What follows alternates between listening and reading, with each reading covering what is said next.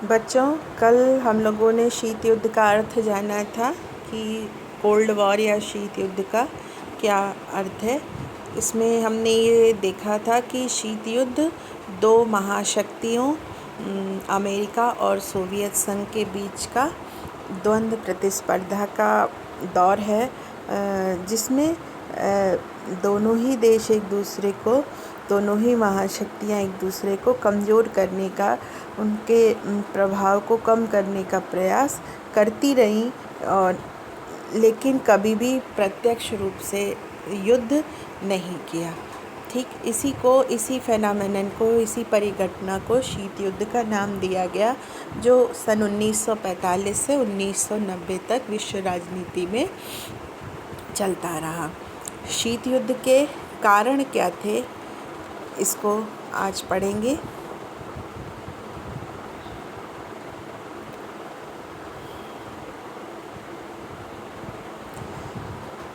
Page number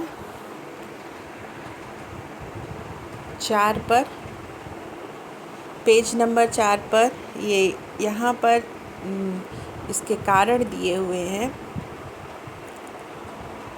कि शीत युद्ध के कारण क्या थे। जैसे यहाँ पर लिखा है कि वैश्विक राजनीति पर विश्व के परिदृश्य में दो महाशक्तियों का उदय हो गया। मतलब सिर्फ दो ही देश हैं वो सबसे ज़्यादा शक्तिशाली बचे, और उनकी तुलना में अन्य कोई देश नहीं हुआ। अगर कई सारे देश समान रूप से शक्तिशाली होते जैसे पहले था, तब कोई एक गुट या दो गुट पूरे विश्व पर हावी नहीं हो सकते थे। यहाँ पर क्या हुआ कि द्वितीय विश्व युद्ध के परिणाम से जो पहले के शक्तिशाली देश थे, जैसे जर्मनी था, जापान था, या यूरोप के देश थे, ब्रिटेन, फ्रांस, ये सब अपनी शक्ति लगभग खो चुके थे, युद्ध से बर्बाद हो गए थे, और ये अमेरिका और सोवियत संघ को चुनौती देने लायक नहीं थे। तो युद्ध जब ख़त्म हुआ तो ये देखा गया, ये पाया गया कि अमेरिका और सोवियत संघ ही विश्व में दो ऐसे देश हैं जो पूरी विश्व की घटना को अकेले प्रभावित कर सकते हैं, और उनको रोकने की क्षमता किसी अन्य देश में नहीं है। तो सबसे पहला कारण शीत युद्ध का था कि विश्व के राजनैतिक मंच पर दो महाशक्ति का उदय, और उनकी तुलना को, उनकी शक्ति को संतुलित करने के लिए कोई अन्य देश सक्षम नहीं था। दूसरा कारण क्या था? उनकी प्रतिस्पर्धा। यहाँ पर दिया है मुकाबले में खड़े होना। अमेरिका और सोवियत संघ का महाशक्ति की होड़ में अब जब दो ही बचे, अब उनमें आपस में द्वंद्व शुरू हो गया कि अब तुम इन दोनों में से कौन बड़ा है। अमेरिका और सोवियत संघ में से, इन महाशक्ति में से कौन सा बड़ा है, ये जो प्रतिस्पर्धा शुरू हो गई, ये शीत युद्ध का दूसरा कारण था। अगर उनमें मैत्री होती, एक सामंजस्य होता, तब कोई शीत युद्ध तनाव नहीं होता। लेकिन ये जो दो महाशक्तियाँ थीं, इनमें आपस में एक प्रतिस्पर्धा शुरू हो गई, एक दूसरे से आगे बढ़ने की, तो दूसरे को कमज़ोर करने की। तो ये दूसरा कारण था। और तीसरा कारण था अवरोध का सिद्धांत, रोक और संतुलन, या डॉक्ट्रिन ऑफ डिटरेंस। अवरोध मतलब रोकना, किसी चीज़ को करने से रोकना। यहाँ पे किस चीज़ के लिए है? युद्ध के लिए। ये बताने जा रहा है कि क्यों युद्ध हुआ नहीं। इतनी जब शत्रुता थी तो तब भी युद्ध क्यों नहीं हुआ। इतनी दोनों ही देश ताकतवर थे, परमाणु बम से युक्त थे, सैनिक क्षमता उनकी अद्वितीय थी, तनाव और दुश्मनी भी बहुत थी, फिर युद्ध क्यों नहीं हुआ? इसी अवरोध के सिद्धांत के कारण। ये अवरोध का सिद्धांत क्या था?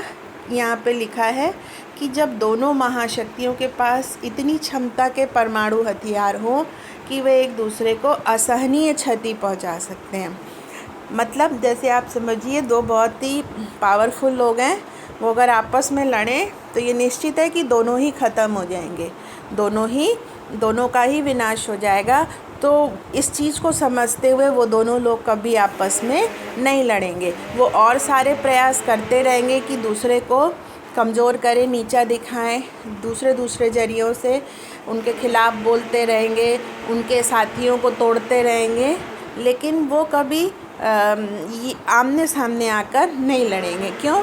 क्योंकि वो ये जानते हैं कि अगर हम आमने सामने आकर लड़े तो दोनों का ही विनाश, दोनों को ही क्षति मतलब नुकसान, दोनों को ही इतना नुकसान पहुंचेगा कि उस युद्ध का कोई मतलब नहीं रहेगा।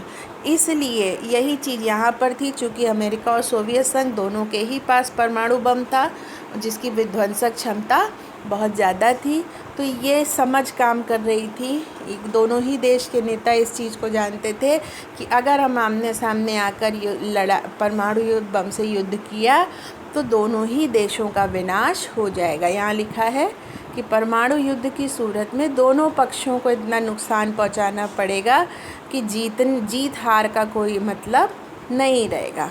ठीक है, तो यही इसी को कहा गया रोक और संतुलन या अवरोध का सिद्धांत, कि दोनों ही देश इतने ताकतवर थे कि अगर कोई एक देश दूसरे को हरा नहीं सकता था और इतना दोनों युद्ध में दोनों ही देशों को इतना नुकसान होता कि जीत हार का कोई मतलब नहीं रह जाता।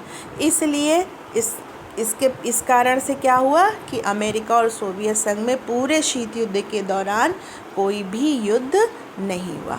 तो इसलिए जो अमेरिका और सोवियत संघ के बीच का युद्ध था वो शीतित रहा, मतलब फ्रीज्ड रहा, आइस्ड रहा, वो कभी भी फुल वॉर में कन्वर्ट नहीं हुआ, युद्ध के रूप में कभी भी परिवर्तित नहीं हुआ।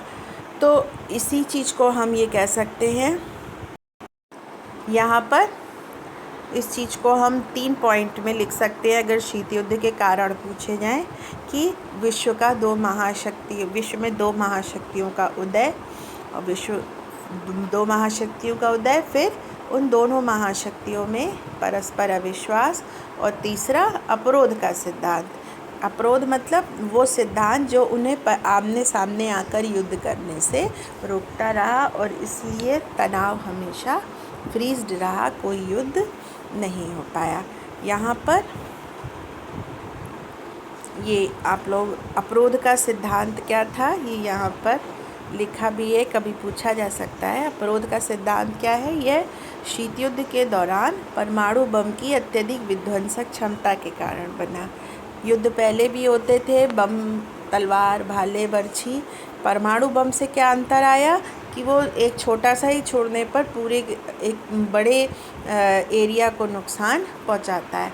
तो इसलिए जो है, और सिर्फ उस वर्तमान पीढ़ी नहीं, जो आने वाली पीढ़ियां हैं वहाँ तक नुकसान पहुंचाता है।